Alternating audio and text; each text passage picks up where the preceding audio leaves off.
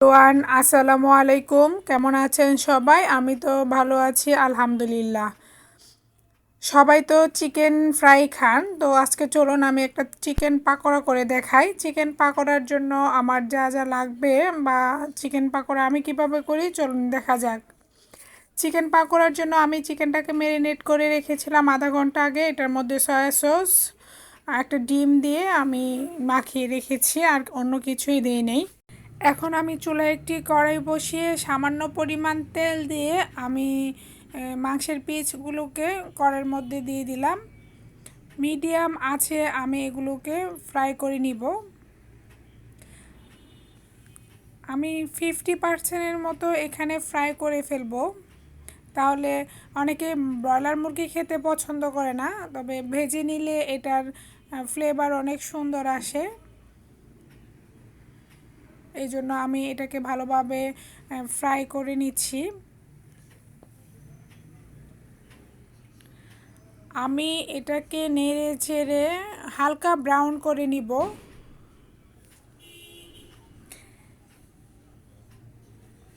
চিকেনটাকে আমি উল্টে পাল্টে ভেজে নিয়েছি।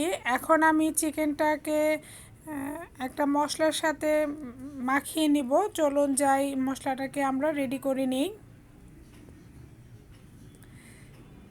চিকেনটা কোট করার জন্য আমি এখানে নিয়েছি পেঁয়াজ, আমি নিয়েছি কাঁচামরিচ, ধনিয়া পাতা। এর মধ্যে আমি দিয়েছি 1/3 কাপ ময়দা, 1/3 কাপ চালের গুঁড়া। আমি দুটাই মিক্সড করে নিয়েছি। এর মধ্যে আমি স্বাদ মতো লবণ দিয়েছি, দিয়ে দিলাম হলুদের গুঁড়া, আমি দিয়ে দিলাম গোলমরিচের গুঁড়া, সামান্য পরিমাণ চাট মশলা, আর আমি দিয়ে দিলাম সব পরিমাণ মতো গরম মশলা। এখন আমি এইগুলোকে ভালোভাবে মিশিয়ে নিব। মিশানোর পর আমি যে ডিমটুকু দিয়ে মাংসটা ম্যারিনেট করেছিলাম, একটা ডিম এর অর্ধেক এখানে আছে আর অর্ধেক আমি মাংসটা ম্যারিনেট করেছিলাম, সেটা দিয়ে ভালোভাবে মাখিয়ে নিয়ে এখন এর মধ্যে আমি এখানে 2 টেবিল চামচ পানি নিয়েছিলাম। এর মধ্যে আমার পুরোটা পানি লেগেছে, আমি বেশি দেব না। থিকনেসটা দেখেই বুঝতে পারছেন আমি এটাকে কতটুকু পানি দিয়ে মাখিয়েছি। তো এই পর্যায়ে আমি ভেজে রাখা মাংসগুলো এর মধ্যে দিয়ে কোট করে নিব। দেখে মনে হচ্ছে অনেকগুলো মাংস এটুকু দিয়ে হবে না, কিন্তু ভালোভাবে মাখিয়ে যখন ভেজে নিব তখন দেখা যাবে পুরোটাই কোট হয়ে যাবে।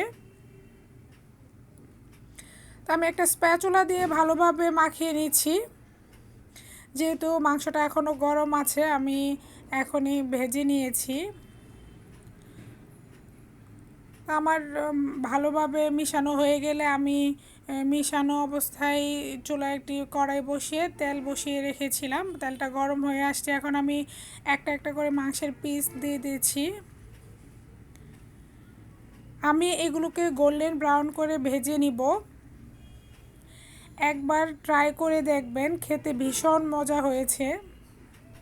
আমার বাসায় প্রতিদিন রাতের খাবার বন্ধ থাকলেও বিকালে কিছু না কিছু ওদের বানিয়ে দিতে হয়, না হলে বাহির থেকে এনে দিতে হয়। তো আমি প্রতিদিনই চেষ্টা করি নতুন কিছু তৈরি করে দেওয়ার। এই পর্যায়ে আমার মনে হয়েছিল যে তেলের পরিমাণ কম, তো আমি সামান্য পরিমাণ তেলও দিয়ে দিলাম।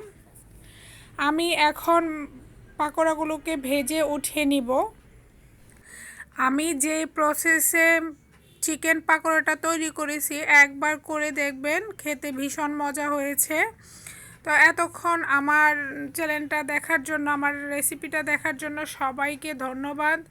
সবাই ভালো থাকবেন, সুস্থ থাকবেন। আসসালামু আলাইকুম।